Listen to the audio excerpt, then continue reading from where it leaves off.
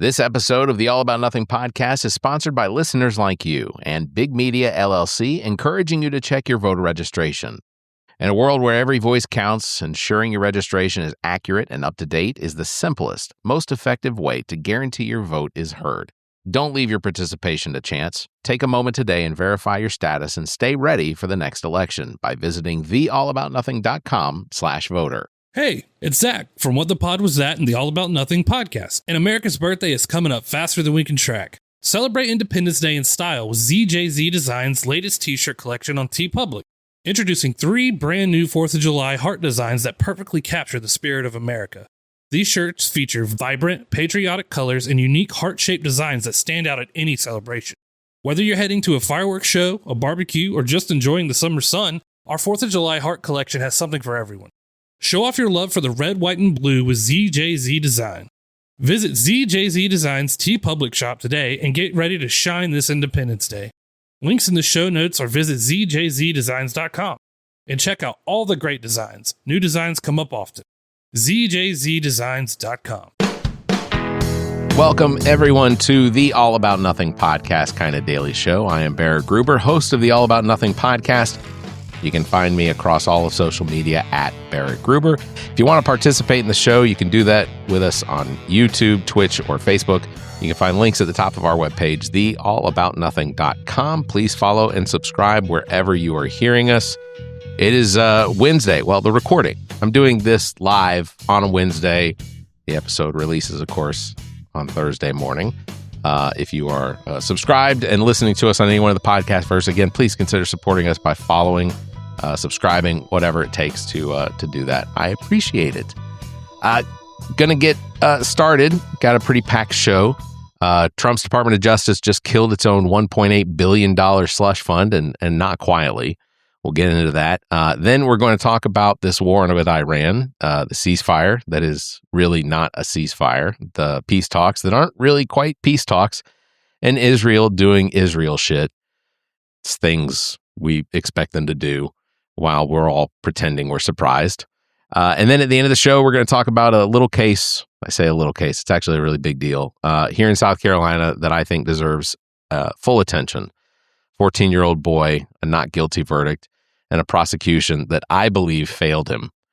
So stay with us all for that. Really appreciate it. So you may have heard that earlier this year, the Trump administration announced something called the Anti Weaponization Fund. And I want to let that name kind of wash over you. The Anti Weaponization Fund. That's a real name that real adults chose for $1.776 billion. I have to repeat it. Taxpayer money. So here's the setup. Trump sued his own administration, which basically is himself, over the IRS leaking his tax returns during his first term. So just for a second there, let that all compile. Trump's own IRS leaked his tax returns during his first term. Okay. And technically it wasn't the IRS. It was a contractor that worked for the IRS. That particular contractor also leaked several other people's tax returns. He's in jail and he'll be there for a little while. I say he. I don't know if it was a he or she. I don't. But regardless, as the settlement, the DOJ agreed to create this fund. Trump drops the lawsuit. The government creates a $1.8 billion pool of money. Trump and his businesses get permanently exempted from IRS audits, which, just so you understand, that means forever. There will never be another audit for Donald Trump, and a 5-member commission gets to decide who gets paid out of it. Okay? Who appoints the commission? The acting attorney general. Who is the acting attorney general? His name is Todd Blanche. And who is Todd Blanche? Todd Blanche is Trump's former personal defense attorney. I'm sure that's fine, right?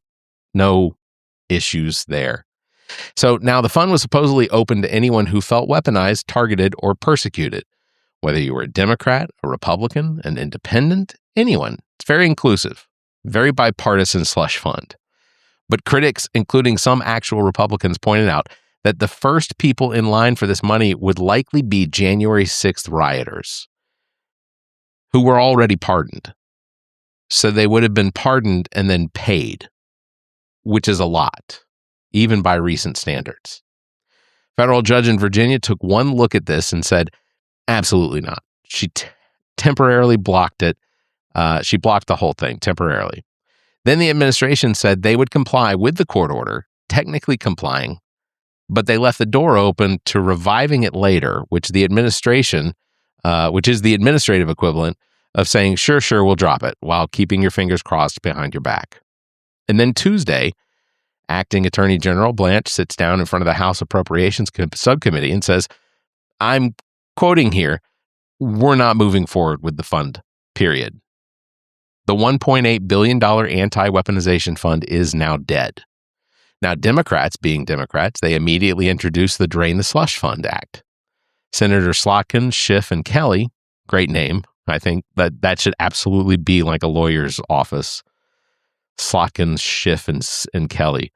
And a little late since the fund is already dead, but I appreciate the energy. And Chuck Schumer said, and I genuinely respect the conviction here, if Trump and Republicans are truly abandoning this coarse and corrupt scheme, they should have zero problem banning it in law. And I agree. He's right. If it's dead, bury it in statute. Don't just let it be dead for now. Subject it to revival whenever the headlines move on. Because here's the thing. This fund didn't die because someone had a change of heart about corruption. It died because a judge blocked it and it became political liability. That's not the same thing as learning a lesson. The lesson they learned is try again later, just quieter. The Anti Weaponization Fund, rest in peace. You were shameless. You were brief. And honestly, I respect the audacity, just an absolute nothing to lose vibes based approach to federal appropriations. Let's move on to Iran, because I feel like, again, this isn't really getting much front page news lately, and I want to make sure we're all on the same page about what is actually happening. Background, fast. Last year, 2025, there was something called the 12-Day War. The United States and Israel strikes hit Iranian nuclear facilities. Iran fired missiles at an American base in Qatar. Nobody died. Trump went on Truth Social and declared a ceasefire. Iran's foreign minister said they never agreed to a ceasefire, but it kind of held for a while. Then 2026 came around, and the conflict kicked back up. Iran blocked the Strait of Hormuz, which is the choke point for roughly 20% of the world's oil supply, and things got bad very quickly. And if you want to understand why your gas prices look the way they do right now, that's a significant part of the answer. Now, by April, Pakistan brokered a 2-week ceasefire. Trump called Iran's peace proposal workable. Iran said nuclear enrichment was non-negotiable, but the amount and levels were open for discussion. The U.S. wanted to curtail Iran's ballistic missile program. Everyone said a deal was close. It wasn't close. And here we are tonight. Iran has suspended peace talks. Why? Because Israel has been escalating its military operations in Lebanon. And Iran says that violates the spirit of the ceasefire. And look, you can debate whether Iran is negotiating in good faith or Israel's actions are a convenient out. And smart people do debate that. But the result is the same either way. There are no talks. Trump on ABC News said a deal to reopen the Strait of Hormuz was reachable over the next week. He has said that before, and the week before that. So we're going to call this week 8 of one more weeks. CNN is reporting negotiations are back on track. Iran's foreign minister says the U.S. is making maximalist demands. The strait is still effectively closed. The United States has released 58 million barrels of oil from its Strategic Petroleum Reserve. That's roughly 14% of what we have in the tank, just to keep gas prices from completely spiraling. And I want to stop and let that number sit for a second. 14% of our emergency oil reserve. That reserve exists for genuine national emergencies. We're burning through it to manage the economic pressure from a conflict that has no visible exit ramp.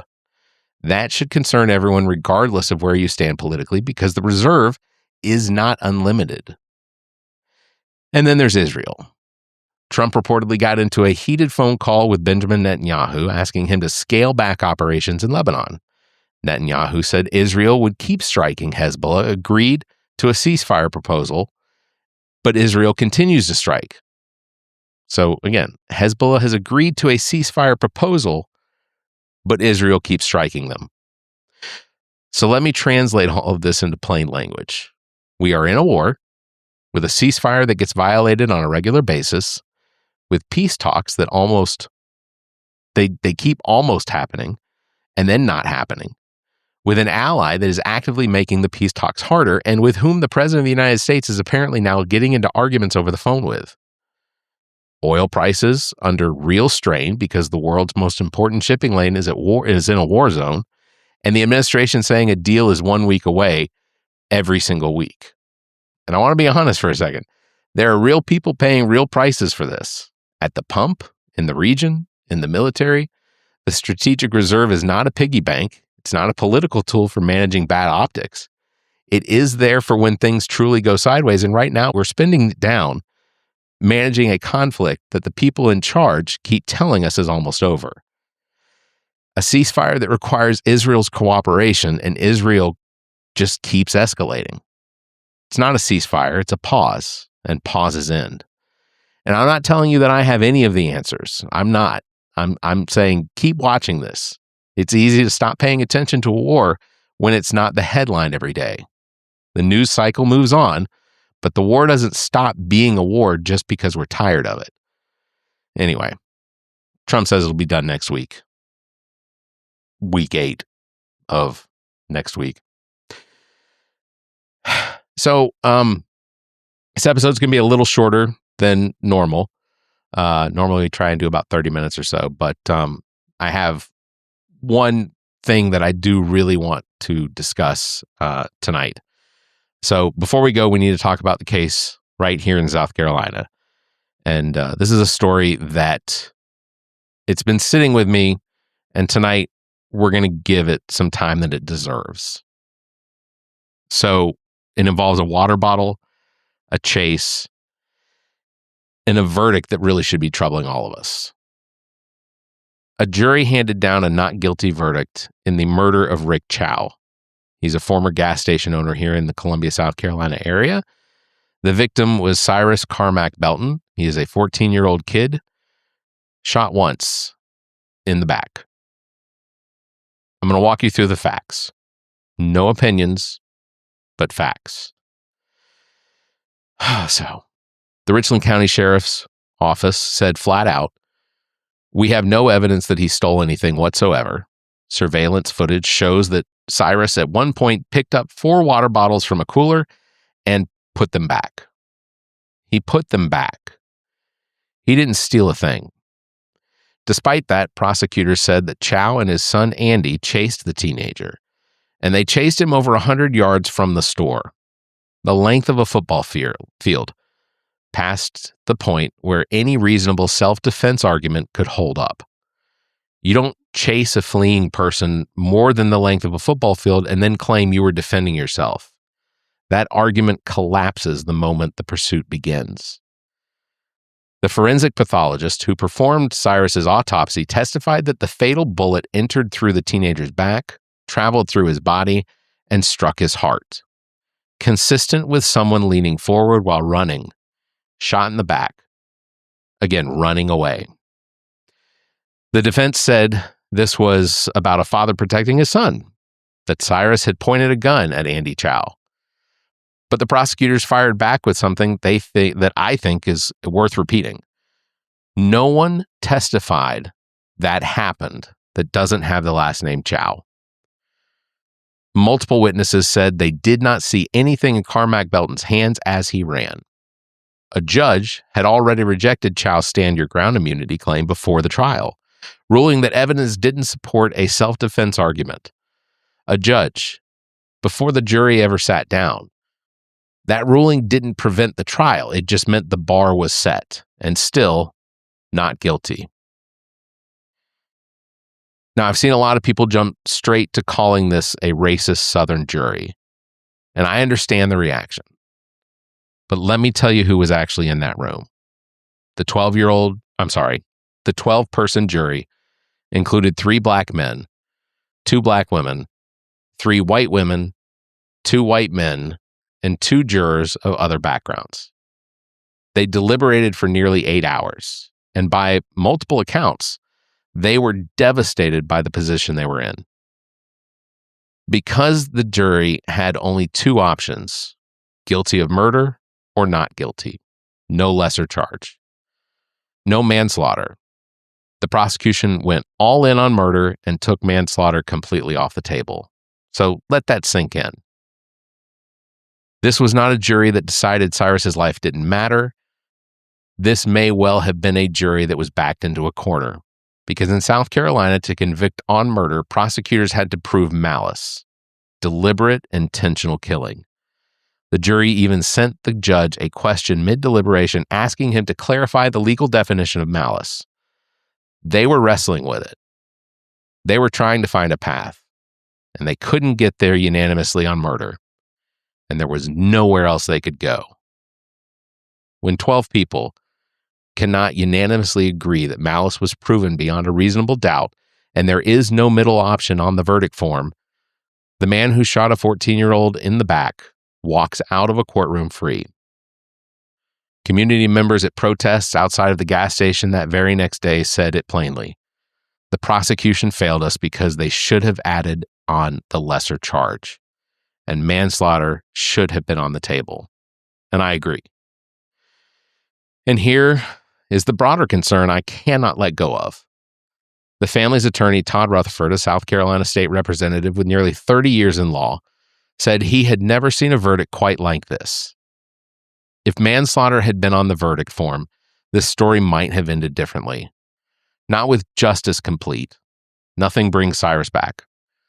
But with with some sort of accountability. Instead, a prosecutorial strategy left the jury with an impossible choice, and a man walked home. So what do we do with this? We have to demand better from our prosecutors.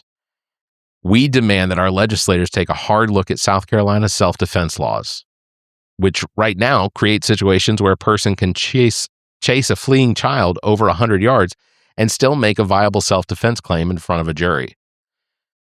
And we do not let this case get buried under the next news cycle. In my honest opinion, this is a complete failure of the prosecution. And truthfully, I think the blame goes all the way to the top.